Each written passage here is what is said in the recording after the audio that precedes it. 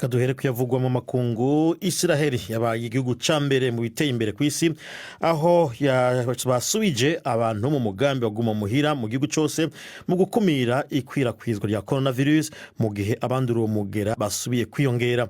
Guma muhira yatanguye ku musase uno munsi, bikaba vyitezwe ko izomara indwi zitatu bihurirane n'igihe c'akaruhuko k'iminsi mikuru y'idini ry'abayahudi. Ni inkuru ya Yolande Nel ari i Jerusalem murishikirizwa na Odas Makado.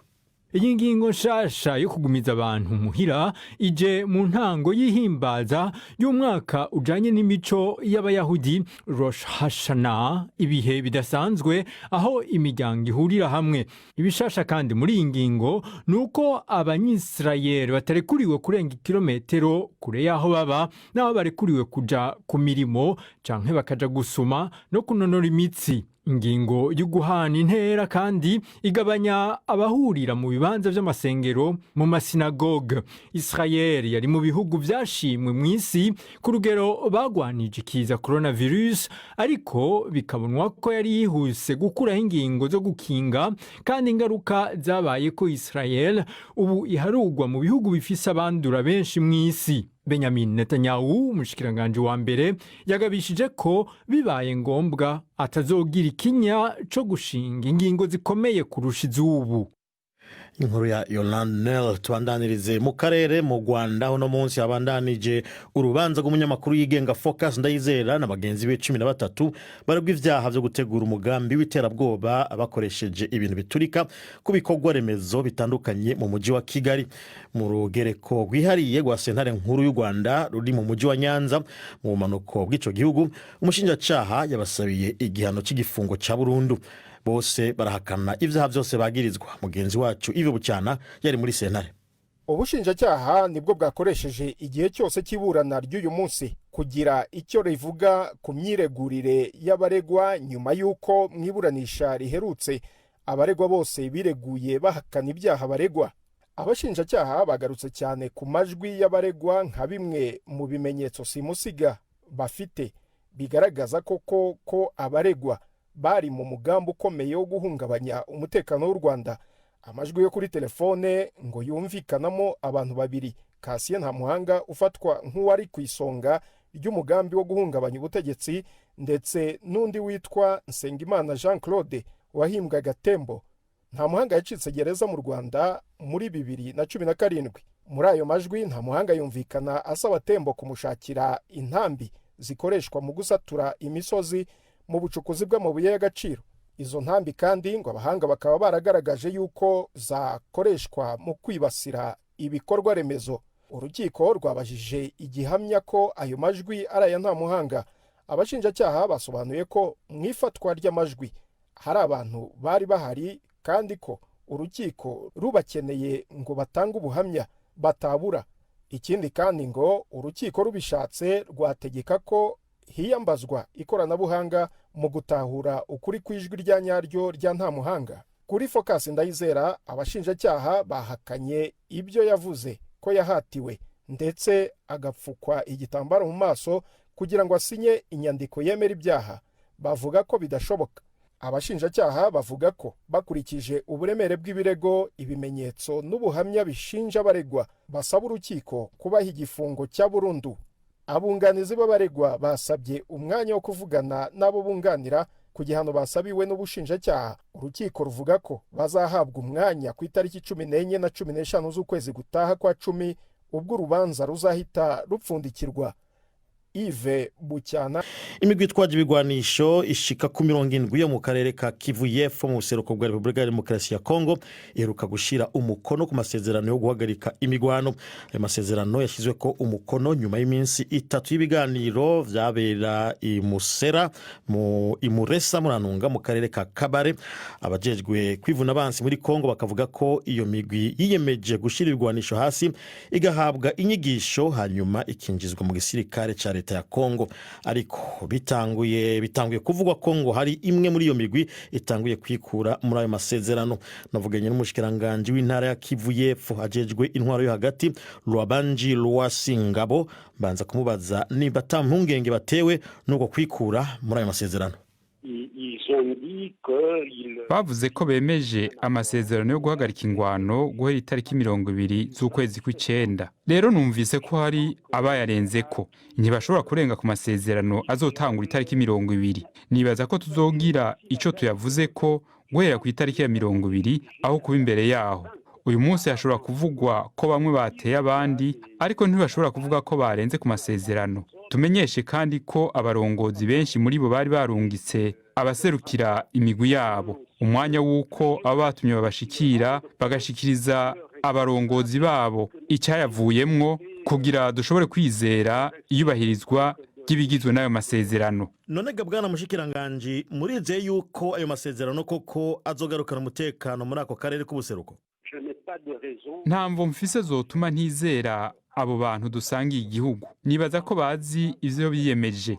Ubu umuntu yovuga ko azokubahirizwa canke ntiyubahirizwe, ariko kubindaba ahanje nta na kimwe cotuma ntagira icizere. Uwaserukiwe n'umushikiranganji ajeje kwivuna abansi ku rwego rw'igihugu, Mukombo Sylvain, yari yaje ngaha, yaraganiye nabo vyerekeye, nabonye yarashimye icavuyemwo. Rero nibaza ko bishobora kugenda neza.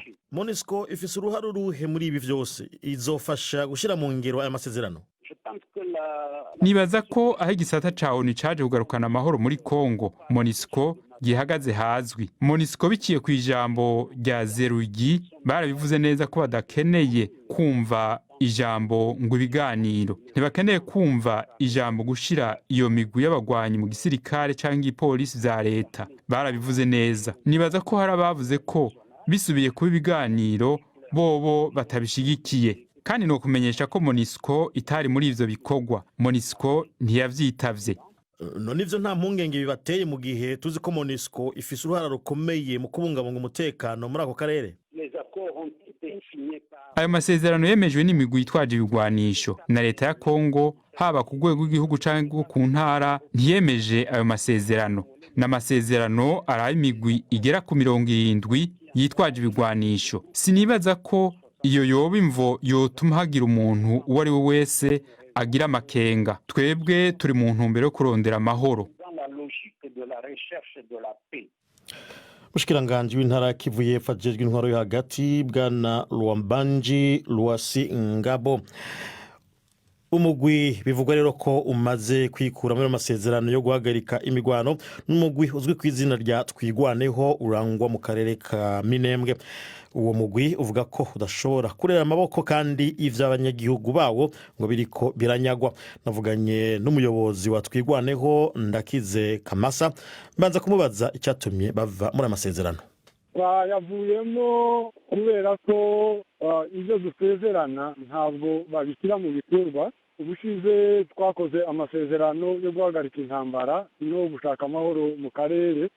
Nyuma y'iminsi 2 gusa tuvuye muri ayo masezerano, nahita baza abanyaginka mu karere ka Bijombo, inka ziranyagwa. Ni bande banyaze izo nka? Zanyazwe na Mayimayi na Birozo Bishambuke. Abo nabo rero mwari kumwe mu basinye kuri ayo masezerano? Nabo barasinye kabisa, barasinye. Mwarazumvise ko amasezerano bari bayarimo. Uretse icyo hateguwe n'ubundi n'inama ihuza abashefu n'abasaje amagabo n'igisirikare gikorera muri zone ya Bijombo yo guhagarika n'ubundi intambara. Ariko nanone nyuma yo gusinya niko byagenze, n'ubundi bahise bayacaho mu gihe igisirikare kiri kuri tere cyari cyemeje ko mu bazavyola amasezerano bazakurikiranwa bikomeye. Ariko inka zacu zagiye, bamaze no kuzigabura, zerekeje za Gateje, izindi zagiye za Maheta, ariko nta reaction n'imwe ya FARDC.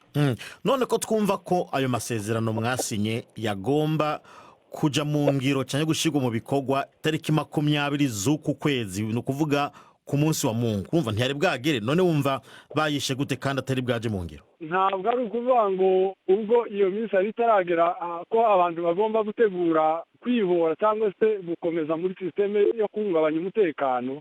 Ubundi kwayo twe twakoze hano muri groupement ya Bijombo, umukuru w'igisirikare cya FARDC gikorera muri ako karere yemeje ko kuva umunsi turangije ibiganiro ninjiye mu gushaka amahoro, abantu bose babicaho guhera iyo saha tuvuye mu biganiro abo bagomba gukurikirana. Ariko igitangaje n'ikibabaje ko nta gikorwa na kimwe bakoze kigaragaza ko bafite ubushake bwo kugarura inka zacu. ariko none mu gihe amasezerano itariki yayo kuyashyira mu ngitero bwagere nimubona ko mwamwihuse mu gihe mwavuga ngo muyavuyemo umurego murababajwe n'izo nka ariko mwosaba ko bazigarukana mutavuye mu masezerano? Bwana journaliste, birababaje, tumaze gucika intege cyane kandi sinabwo bwa mbere tuje mu masezerano tuyasinya, twabikoze kenshi, za CCRF zarabaye, ingenzi zitari nkeya, n'ubundi twanze kwerekana ko tutari abantu bashaka intambara n'ubundi kuko ariko bimeze, ariko n'ubundi twari tubizi ko nubwo tuzasinya amasezerano